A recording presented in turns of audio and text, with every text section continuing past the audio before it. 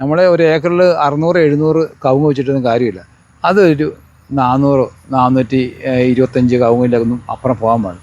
ഞാൻ കൃഷി ചെയ്തിട്ടുണ്ട്. അപ്പോൾ എൻ്റെ അനുഭവത്തിൽ കൂടെ വരുമ്പോൾ വളർച്ച മറ്റേതിനേക്കാൾ കൂടുതലാണ്, ഇതിന് ഗ്രോത്ത് കൂടുതലുണ്ട്. പക്ഷേ കുറച്ച് പൊക്കം വെക്കുന്ന ടൈപ്പാന്ന് തോന്നുന്നു. അപ്പോൾ പിന്നെ നമ്മളെ സംബന്ധിച്ച് നമ്മൾ എപ്പോഴും പറയാറുണ്ട്, ഒരു കവുങ്ങ് കൃഷി നിങ്ങൾ ചെയ്യുമ്പോൾ നമ്മൾ ആദ്യം നല്ല സ്ഥലം തിരഞ്ഞെടുത്തു. കുഴി എടുക്കുമ്പോൾ തൊട്ട് നമ്മൾ ശ്രദ്ധിക്കണം, കുഴി നല്ല ആഴത്തിലെടുക്കണം.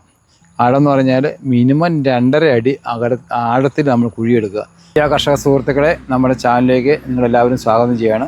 ഇന്ന് ഞാൻ നിങ്ങളെ പരിചയപ്പെടുത്താൻ പോകുന്നത് കുള്ളൻ കവുങ്ങ് ഇനങ്ങളെ പറ്റിയാണ്. കുള്ളൻ കവുങ്ങ് ഇനങ്ങൾ നമ്മുടെ ഇപ്പം ഫാമിൽ ചവർദാൻ എന്ന് പറഞ്ഞ ഇനമുണ്ട്. CPCRI പുതിയതായിട്ട് ഇറക്കിയ ശതമംഗള എന്ന ഇനമുണ്ട്.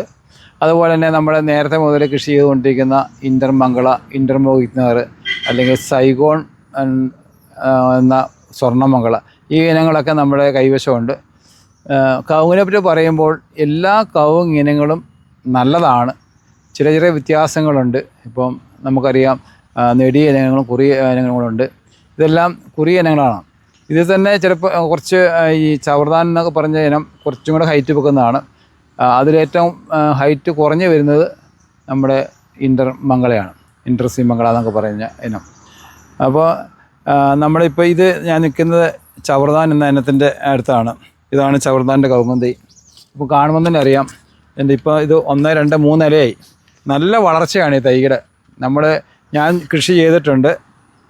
അപ്പോൾ എൻ്റെ അനുഭവത്തിൽ കൂടെ വരുമ്പോൾ വളർച്ച മറ്റേതിനേക്കാൾ കൂടുതലാണ്, ഇതിന് ഗ്രോത്ത് കൂടുതലുണ്ട്. പക്ഷേ കുറച്ച് പൊക്കം വെക്കുന്ന ടൈപ്പാന്ന് തോന്നുന്നു. അപ്പോൾ നല്ലൊരു വെറൈറ്റി, നല്ല അടക്കയാണ്, കേട് കുറവാണ്, നല്ല ഗ്രോത്ത് ഉള്ളൊരു ഇനമാണ് നമ്മൾ കണ്ട ഈ ചവർദാനം. അതുപോലെ തന്നെയാണ് നമ്മൾ ഇന്റർമംഗള, നമ്മൾ നേരത്തെ തൊട്ട് കൃഷി ചെയ്തുകൊണ്ടിരിക്കുന്നതാണ് ഇന്റർമംഗള. അത് കാണിച്ചു തരാം. ഇപ്പോൾ കവുങ്ങുന്തിയൊക്കെ ഇപ്പോൾ എല്ലാം തന്നെ ഏകദേശം നല്ല രീതിയിൽ പോകുന്നുണ്ട്. ഇപ്പം അതെല്ലാം കാസർഗോഡിൻ്റെ ഫ്ലോട്ടായിരുന്നു, എല്ലാം ഏകദേശം തീർന്നു, കുറേ ഇപ്പം എല്ലാം പോയി. ഇതെല്ലാം നമ്മൾ കാണുന്നത് ഇന്റർമംഗളാണ്. നമ്മൾ നേരത്തെ തൊട്ട് കൃഷി ചെയ്തുകൊണ്ടിരിക്കുന്ന ഇന്റർമംഗള ഇനത്തെപ്പെട്ട കവുങ്ങാണ്.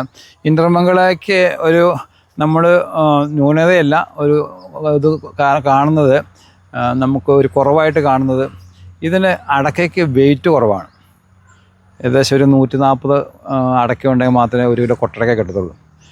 പിന്നെ എൻ്റെ ഒരു പ്ലസ് പോയിൻ്റ് എന്ന് പറഞ്ഞാൽ, അത് കായ്ക്കുമ്പോൾ തൊട്ടേ നല്ല വിളവ് തരും. ആദ്യത്തെ കൊലത്തിന് അടക്ക പിടിക്കുന്നതായിട്ട് കാണപ്പെടുന്നത്.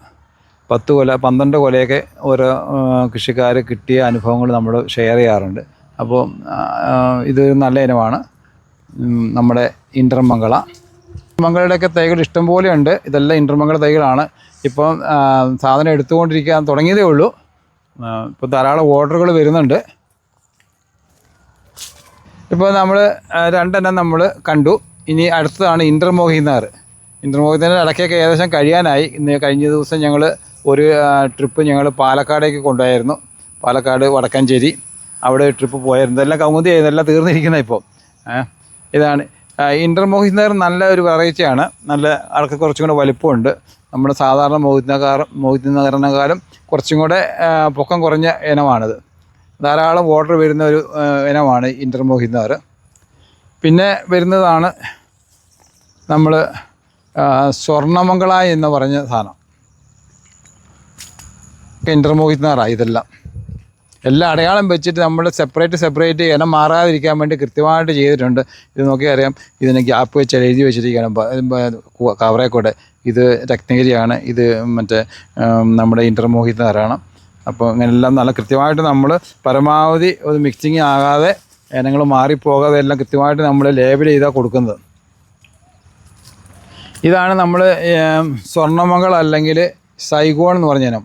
ഇത് ഏകദേശം 4 വർഷമൊക്കെ വേണ്ടി വരും. ഇത് നമ്മുടെ കായ്ഫലം കിട്ടി ചൊട്ടയിട്ട് വരാൻ വേണ്ടി അതിനകത്തെപ്പെട്ട കവുങ്ങ്. ഇത് വേറെ ഉണ്ട് കേട്ടോ, തൈകൾ കുറേ ഉണ്ട്. ഇത് നമ്മൾ ഇവിടെ കുറച്ച് വെച്ചിട്ടുള്ള ഞങ്ങൾ 3 നഴ്സറിയിലാണ് നമ്മൾ ഈ തൈകൾ പാകിയിരിക്കുന്നത്. ചില ഞങ്ങളിപ്പോൾ കർണാടക സുള്ളിയിൽ മംഗള ഇനത്തിൽപ്പെട്ടതൊക്കെ ഞങ്ങൾ അവിടെ പാകിയിരിക്കുന്നത് കൂടുതലായിട്ട്. അപ്പം ഞങ്ങൾ സ്ഥലപരിമിതി ഉണ്ട്, അതുകൊണ്ട് ഞങ്ങൾ പലയിടത്തും പല രീതിയിലാണ് ചെയ്യുന്നത്. അപ്പം എവിടെയാണോ കുറവ് വരുന്നത് അങ്ങോട്ട് നമ്മൾ വണ്ടികൾ നമുക്കുള്ളത് കൊണ്ട് നമ്മൾ പോയി വരുമ്പോഴൊക്കെ നമ്മൾ കൊണ്ടുവരുന്നതാണ്. ഇപ്പോൾ നമുക്കറിയാം, നമ്മൾ പുതിയതായിട്ട് ഇറങ്ങിയ CPCRI ഇറക്കിയ ഒരു പുതിയ ഇനമാണ് നമ്മൾ ശതമംഗള എന്ന് പറയുന്നത്. ആ CPCRIയുടെ പുതിയൊരു വെറൈറ്റി ഉണ്ട്.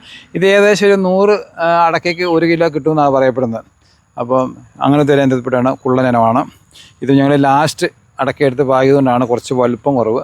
നമ്മൾ ഒരു കാര്യം എല്ലാവരും ശ്രദ്ധിക്കേണ്ടത് വെച്ചാൽ നമ്മൾ തൈകൾ കുറച്ച് വലിയ വലിപ്പം ഉണ്ടായിട്ടൊന്നും കാര്യമില്ല.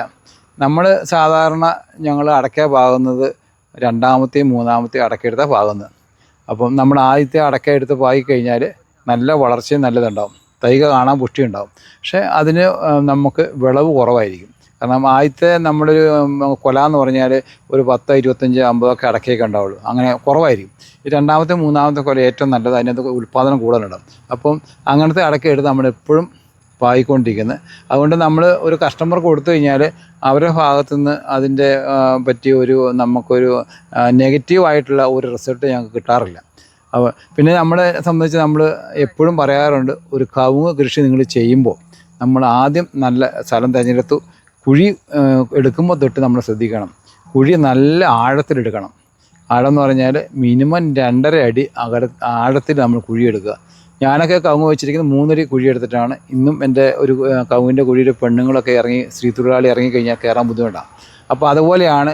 അങ്ങനെ വെച്ച് കഴിഞ്ഞാൽ ഗുണം എന്ന് പറഞ്ഞാൽ നമ്മളൊരു 50 കൊല്ലം ആയാലും കവുങ്ങ് കുഴിയിൽ തന്നെ നിൽക്കും, ഒരു വേര് പോലും മൂടി വരികയില്ല. പിന്നെ അകലം, കൃത്യമായ അകലം പാലിക്കണം. നമ്മൾ ഒരു ഏക്കറിൽ 600, 700 കവുങ്ങ് വെച്ചിട്ടൊന്നും കാര്യമില്ല. അതൊരു 400, 425 കവുങ്ങിലൊന്നും അപ്പുറം പോകാൻ പാടില്ല. അകലം 10 അടിയാണ് ഇതിന് ശരിയായ അകലം വേണ്ടത്. അപ്പോൾ ആ അകലം ക്രമീകരിച്ചുകൊണ്ട് വേണം നമ്മൾ കവുങ്ങ് കൃഷി ചെയ്യാൻ. ചില ആൾക്കാരൊക്കെ വന്ന് പറയും, അയ്യോ എൻ്റെ കവുങ്ങ് 3 കൊല്ലമായപ്പോഴത്തേക്കും അങ്ങ് പൊങ്ങിപ്പോയി എന്ന് പറയും. പൊങ്ങിപ്പോയി, ഭയങ്കര ഹൈറ്റ് വെച്ചു, നിങ്ങൾ ഉള്ളം കവുങ്ങല്ല പറയും. അപ്പം ഞാൻ അങ്ങനെയുള്ളവർ ആദ്യം ചോദിക്കുന്ന ഒരു ഒറ്റ കാര്യം, ഞാൻ ഒന്നും ഇത് നിങ്ങൾ അത്ര അടി അകലത്തിലാണ് വെച്ചിരിക്കുന്നത് ചോദിക്കും. വേറെ ഒന്നും ചോദിക്കില്ല. കാരണം നമുക്കറിയാം അത് എന്തുകൊണ്ടാണ് ഈ കവുങ്ങ് പൊങ്ങിപ്പോകുന്നത്. ഒന്നെങ്കിൽ നമ്മുടെ കാനൽ ചോലയുണ്ടായെങ്കിൽ നമ്മൾ കവുങ്ങ് പൊങ്ങിപ്പോവും. അത് സൂര്യപ്രകാശം കിട്ടാൻ വേണ്ടി ഈ കവുങ്ങല്ല, ഇത് ഏത് ചെടിയാണ് പൊങ്ങിപ്പോകുന്നത്. അപ്പം നമുക്ക് സൂര്യപ്രകാശം കിട്ടേണ്ടത് കൊണ്ടാണ് നമ്മൾ 10 അടി അകലം നോക്കണം. അപ്പോൾ ഞാൻ ഈ ചോദിച്ചു കഴിഞ്ഞപ്പോൾ ഒരു വ്യക്തി പറഞ്ഞു, ഞാൻ 6 അടിയേ ഉള്ളൂ, 6 അടി തന്നെ കഷ്ടിയാണ്. ഞാൻ പറഞ്ഞു അതുകൊണ്ടാണ് പൊങ്ങിപ്പോകുന്നത്. അപ്പം 4 അടിയുടെ ഗ്യാപ്പ് കുറഞ്ഞു പോയി. അപ്പം ഇതിൻ്റെ സൂര്യപ്രകാശം കിട്ടിയില്ല. അപ്പോൾ അത് കിട്ടാൻ വേണ്ടി അങ്ങ് പൊങ്ങിപ്പോയി. അപ്പോൾ നമ്മൾ എപ്പോഴും ശ്രദ്ധിക്കേണ്ടത്, നമ്മൾ ഒരു ഏക്കർ പരമാവധി കുത്തി നിറച്ച് നടുന്നതിലല്ല കാര്യം, അത് ചെയ്യുന്ന കാര്യങ്ങൾ കൃത്യമായി ശാസ്ത്രീയമായി ചെയ്താൽ മാത്രമേ നമ്മൾ ശരിയായ രീതിയിൽ ഉൽപ്പാദനം കിട്ടത്തുള്ളൂ.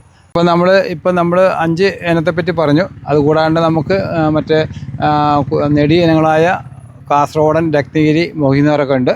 അപ്പം ഇതെല്ലാ തൈകളും നമ്മുടെ നേഴ്സറി ലഭ്യമാണ്. അപ്പം നമ്മൾ ലൈനിലൊക്കെ പോകുന്നുണ്ട്. കഴിഞ്ഞ ആഴ്ച ഞങ്ങൾ പാലക്കാട്, മണ്ണാർക്കാട്, വടക്കാഞ്ചേരി കൊടുത്തായിരുന്നു.